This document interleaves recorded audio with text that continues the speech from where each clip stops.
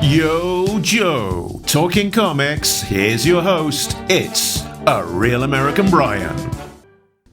Alright, it's time to read some more G.I. Joe, A Real American Hero. Issue number 38. Another great Mike Zeck cover here, Destro threatening to shoot Storm Shadow. Judgments. Larry Hama's writing and Rod Wiggum's providing the pencils. Cobra Commander and all the major Cobra players are holding an inquest to Billy, trying to get to the bottom of the attempted assassination.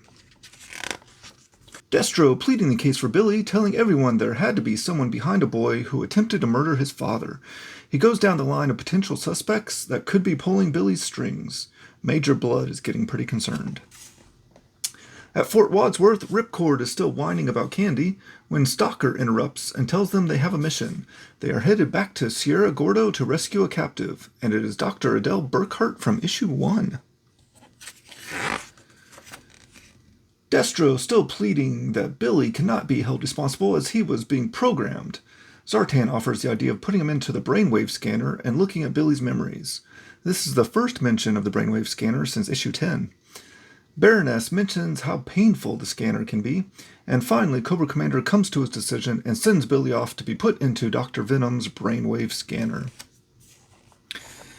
As the Joes are about to drop into Sierra Gordo, they have a conversation about Burkhart's anti-military views, but they aren't here to agree with her. Billy is in the scanner, and they are going through his memories, and just as they get to the part where he turns around to reveal who is really behind the plan, it goes blank.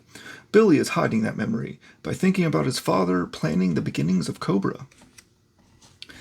We see more memories of Cobra Commander at early rallies getting Cobra off the ground.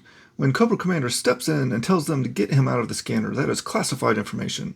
As Billy is taken away, Baroness and Blood are happy that their secret hasn't come out, while Storm Shadow is impressed with Billy's resolve and integrity. In the pit, Duke and Lady J are leading the troops on a local mission. They don't go out the front gate and take the long way out. Then we catch a glimpse of a Fred series Crimson Guard watching the base. The Joes in Sierra Gordo have landed and are hiding their chutes before heading into the jungle when a shadowy figure stops them. Under Springfield, Billy is held in the detention block and a couple of Cobra guards are giving him a hard time, as we see Storm Shadow climbing across the ceiling towards the cell. The Joes leaving Fort Wadsworth drive straight towards a brick wall that opens up to reveal a secret entrance to the base. They begin sharing some of the details they are going after an undercover agent that set up the ambush at the circus.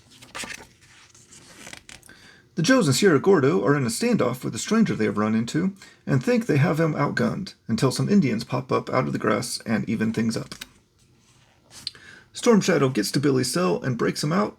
Before they can leave, they see Destro standing in the doorway. The Joes on Staten Island get to the house in question. Duke and Lady J take the front door and tell them to come out. The door is blown away from inside as whoever is in there just unloads on them, hitting both Lady J and Duke. In Sierra Gordo, the stranger finally reveals to the Joes that he is Recondo and reminds them that they have met. He has been on a mission here, keeping an eye on things and helping the local Indians. Destro tells Storm Shadow to give up, even he can't outrace a bullet. Storm Shadow lunges at him and knocks the gun into the air, causing Destro to shoot out the light. And back at Staten Island, Blowtorch pulls the wounded Joes off the porch as CoverGirl begins laying fire into the house. Mutt, Junkyard, and Snake Eyes come in through the back door. As they enter a kitchen, a grenade is tossed and they have to take cover. In Sierra Gordo, they have found the stronghold where Burkhart is held, but there is no way a small force can penetrate these defenses. Recondo points out that there is no defense on the cliff-facing side. They would never expect anyone crazy enough to come down the cliff at them. Destro and the guards lose the ninja and Billy in the dark. Storm Shadow gets Billy above ground, and they take off, getting away from Springfield. Duke, with his wounded shoulder, is back in action, trying to help Blowtorch give some help to the Joes stuck in the kitchen. There is more gunfire coming from the back of the house, and Flint calls back to the pit for backup. Mutt and Snake Eyes charge at whoever is firing at them, trying to drive them out of the bay window.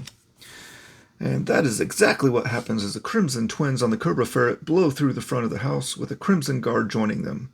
They blow up Flint's vehicle just after he bails out. The Cobras head down the road and are gone. The Joes search the house and find Cobra radio equipment and Crimson Guard uniforms. Bongo the Balloon Bear's van pulls up and Candy gets out, without her bear costume, and wants to know what is going on. That is her father's house. What? Wow, what an issue. It was packed full of a lot of information and some pretty great action. Several plot threads left dangling. My favorite panel from this one is early on, the earliest beginnings of Cobra. This seems to be an older memory. I'm not going to let them do it, Billy. I'm not going to be ground under the wheels of big government. They're calling my sales program a pyramid scheme. But I'm going to create an underground organization that will bypass government restrictions and garner power through terrorism and extortion. And I won't stop with Springfield. I won't stop until my organization coils around the whole world like a giant cobra. Some really important story elements in this issue. We learn some of the early Cobra story. Billy and Storm Shadow are on the loose. Candy's dad is a CG. Really loved this issue. I'm going to give it 4.5 flag points. But that is issue 38. Knowing is half the battle, and now you know. Subscribe so you don't miss out the next video where we get into issue 39 and try to answer some of the questions we now have. So long from Brian. Until next time, same Brian time, same Brian channel.